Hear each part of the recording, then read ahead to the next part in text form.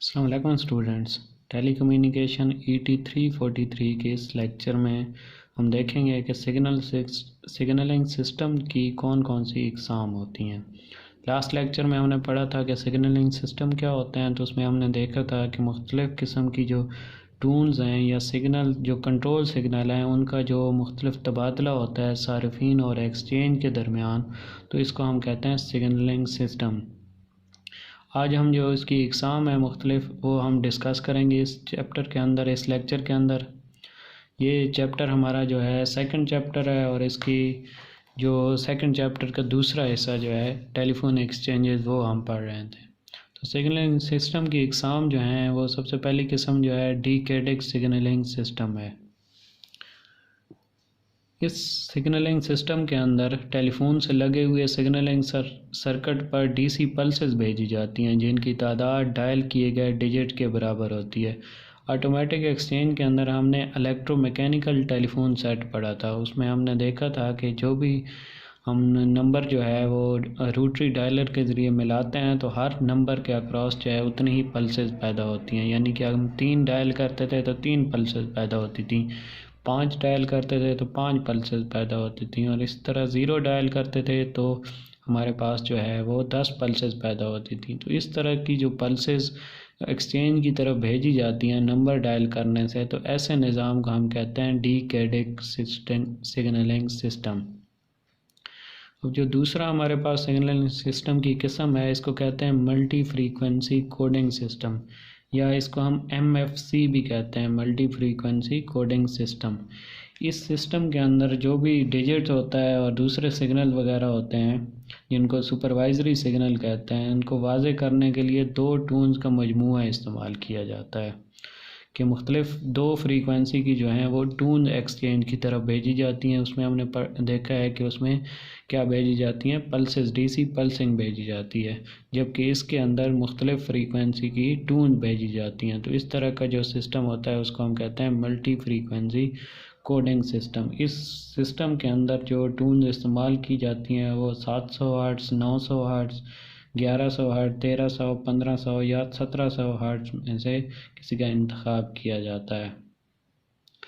इसी तरह ये जो दोनों सिस्टम हैं डीकेडिक और मल्टी फ्रीक्वेंसी कोडिंग सिस्टम, ये आमतौर पर नेशनल डायलिंग के लिए इस्तेमाल किए जाते हैं। यानी मुल्क के अंदर अगर कॉल करनी है, जो एक्सचेंजेस इन्वॉल्व होती हैं, लोकल एक्सचेंजेस वगैरह होती हैं, तो उन पे ये डीकेडिंग और मल्टी फ्रीक्वेंसी कोडिंग सिस्टम इस्तेमाल किया जाता है। जबकि जो इंटरनेशनल कॉलिंग सिस्टम है वो आमतौर पे CCITT नंबर 5 जो है वो इस्तेमाल किया जाता है।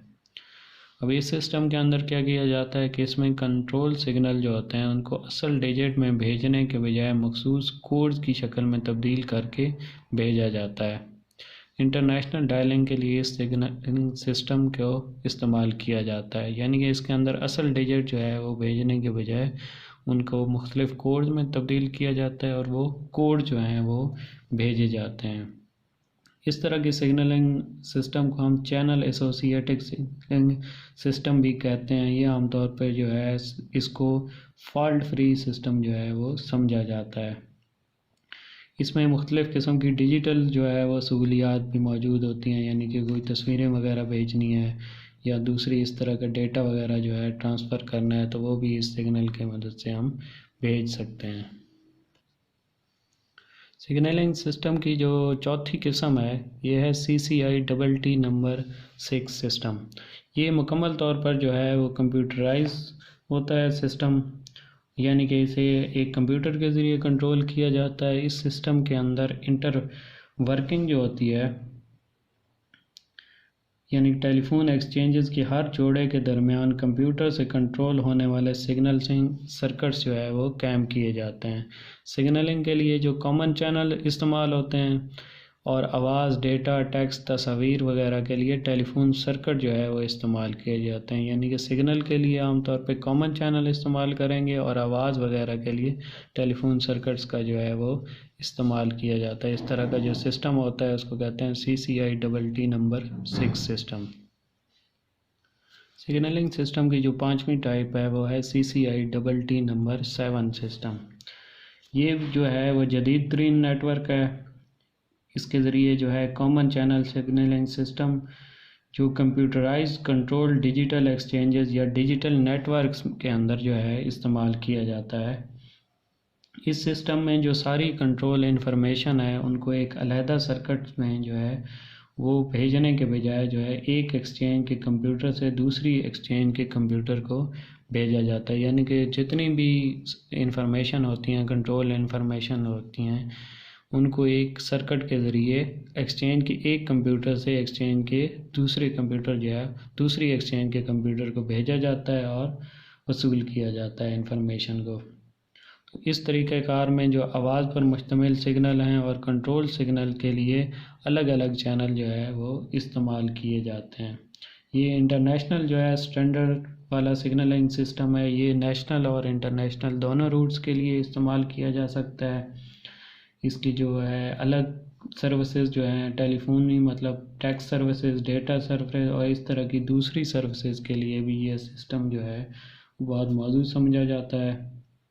और दूसरा ये कंप्यूटराइज सिग्नल हैं, इसके अलावा ये काफ़ी तेज़ रफ्तार होता है। इसके अंदर जो आमतौर पे सर्किट इस्तेमाल किए जाते हैं उसका बिट रेट जो है काफ़ी हाई होता है। कॉल की मौजूदगी के दौरान भी सिग्नलिंग लिंक्स जो हैं वो दस्तयाब होते हैं। इसके अलावा इसको केबल, रेडियो, रिले या सेटेलाइट पर आसानी के साथ इस्तेमाल किया जाता है। तो सिग्नलिंग नेटवर्क की जो खुदकार अंदाज से ये निगरानी करता है और इसे कंट्रोल किया जा सकता है। तो यहाँ जो है ये सिग्नलिंग सिस्टम की इकसाम जो हैं वो ख़त्म होती हैं। ये 5 इकसाम जो हैं वो आपने कम से कम इनकी डेफिनेशन जो है वो आपको आनी चाहिए।